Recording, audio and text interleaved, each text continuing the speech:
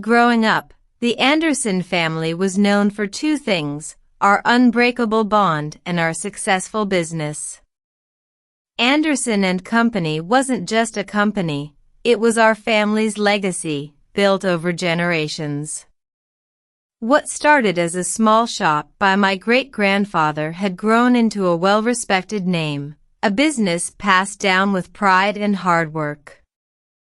My father, Richard Anderson, dedicated his life to expanding it, and when it was time for him to step down, he proudly handed it over to his two sons, me and my older brother, Jason. Jason and I were different in every way. I was the meticulous, detail-oriented one, the one who focused on long-term planning and stability. Jason was the risk-taker, always eager to try new things, always looking for the next big opportunity.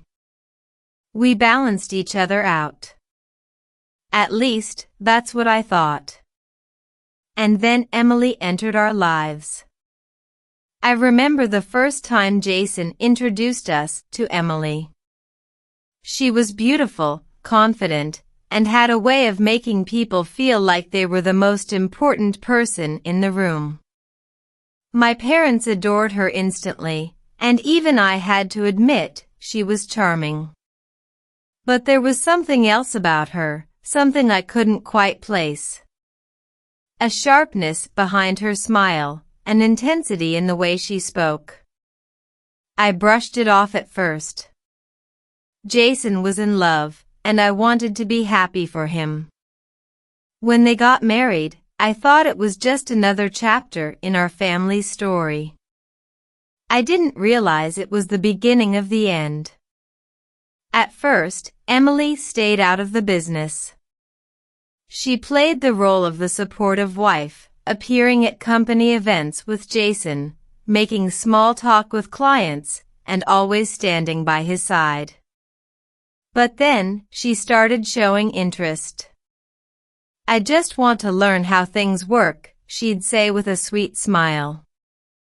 "Jason talks about the company all the time, and I want to understand it better."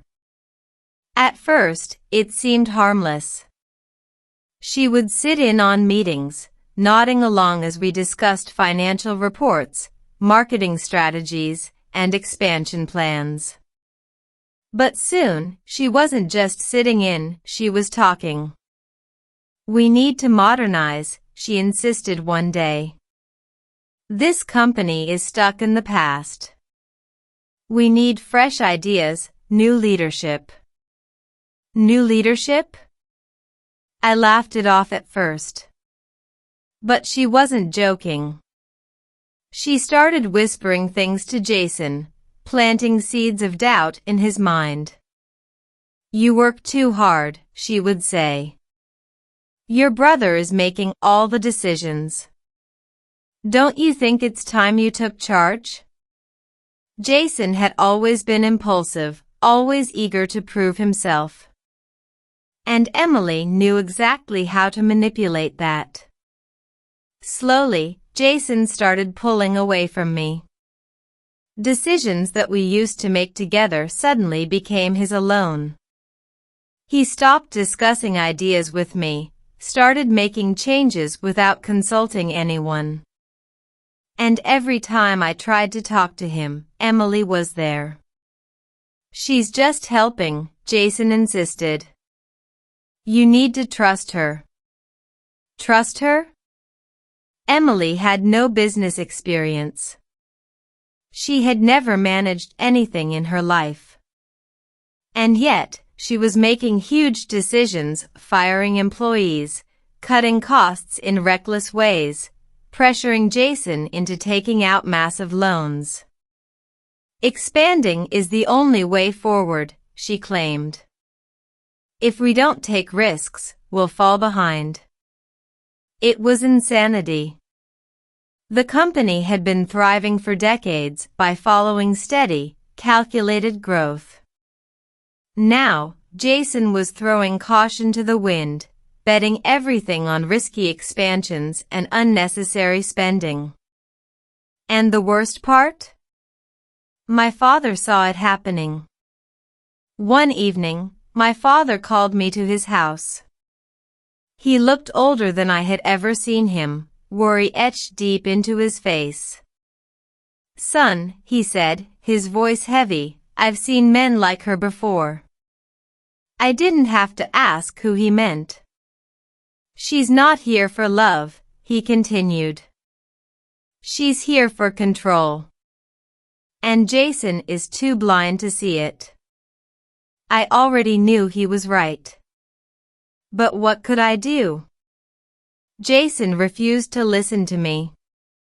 The company was legally split between us, and as long as he had control over half, there was nothing I could do to stop him. "I need you to fix this," my father said. "Before it's too late." But it was too late.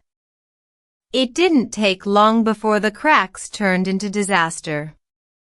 The reckless spending, the bad investments, the loans, it all caught up to us. Profits plummeted. Long-time employees left, unable to deal with the chaos. Our once loyal customers started taking their business elsewhere. And then, the final blow came. One night, I got a call from our finance department. There was a huge discrepancy in the company's accounts. I stayed up all night going through the numbers, and what I found shattered me. Emily had been stealing from us.